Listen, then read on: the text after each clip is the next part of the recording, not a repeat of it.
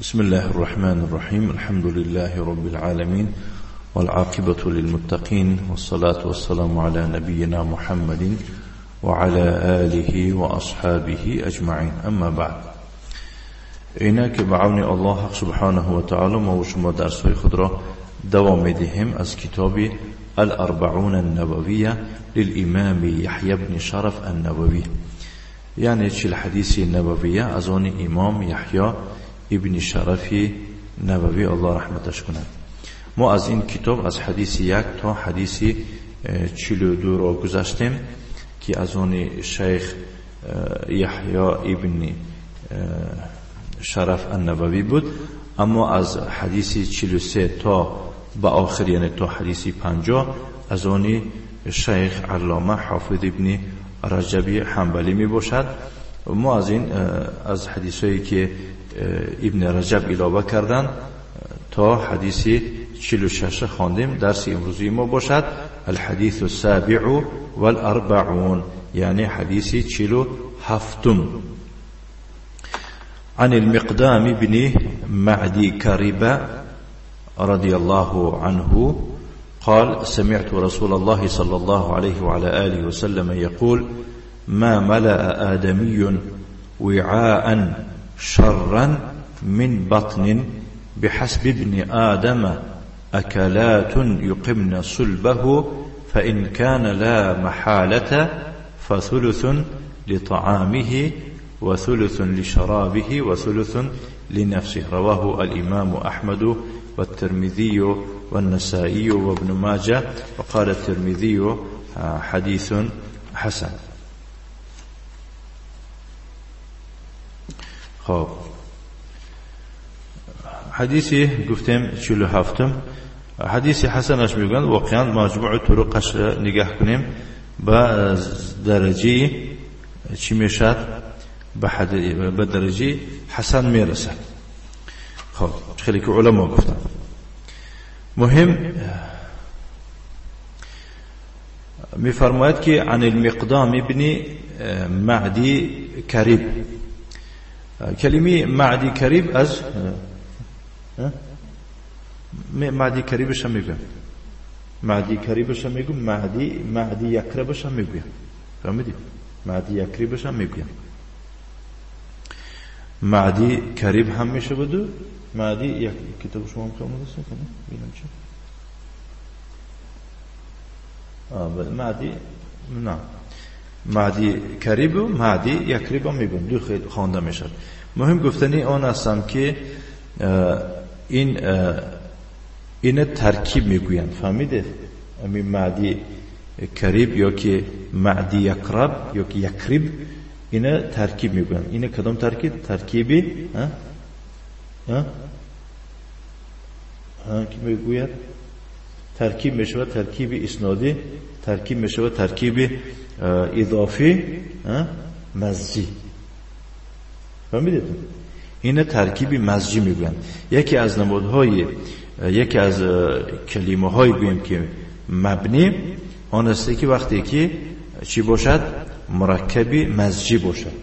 مرکب اضافی نیو، مرکب اسنادی نیو، مرکب مزجی، وقتی که از دو نام یک نام تشکیل شدگی هست.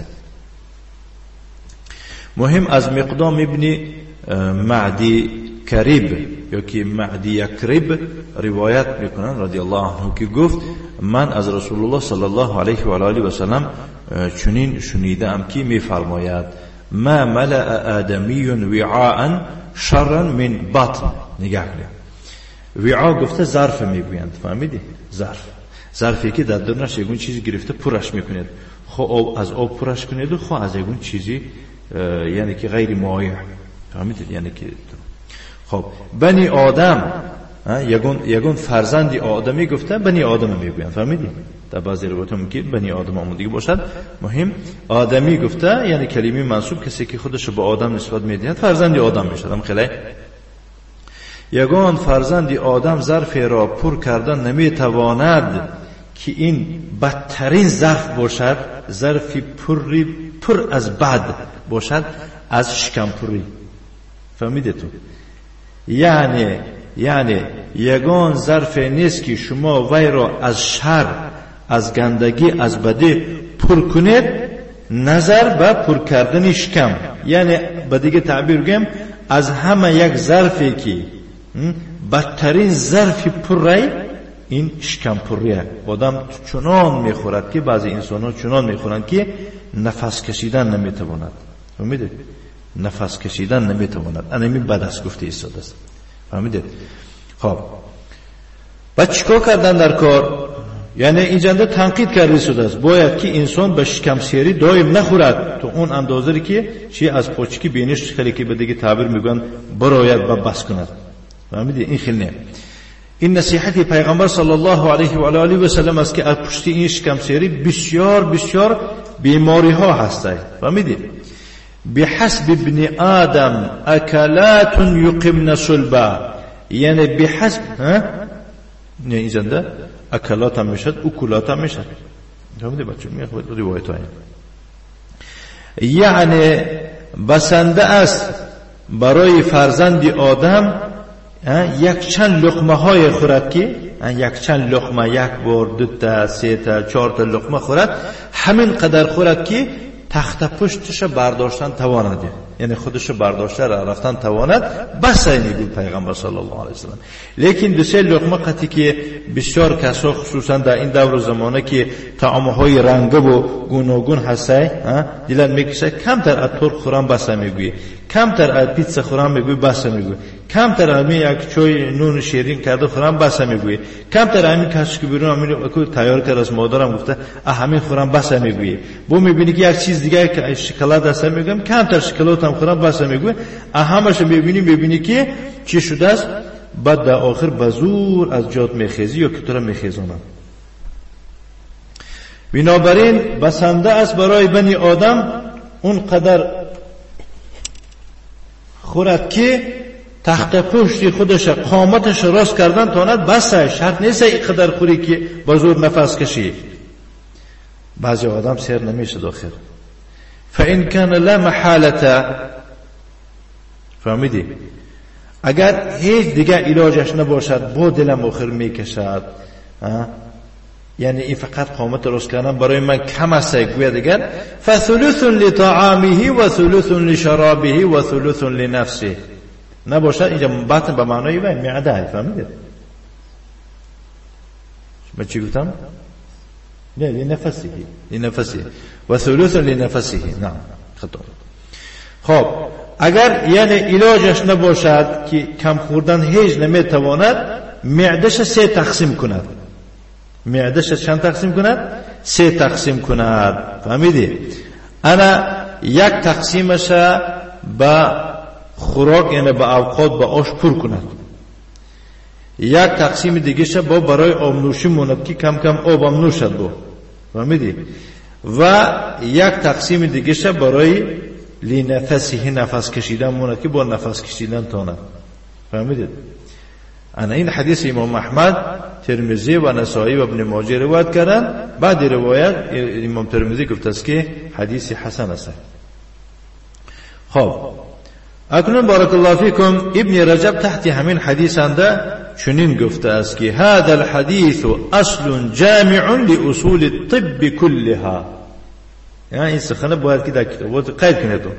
قال ابن رجب گفته است که هذا الحديث اصل جامع لاصول الطب كلها. انا من حدیث اصل جامع است برای اصول طب، همه طب، تمام طبابتی ها. فهمیدی؟ تمام یعنی که شفا در آن همین جای در کمخوری است. وقتی که بسیار خوردی چی میشود؟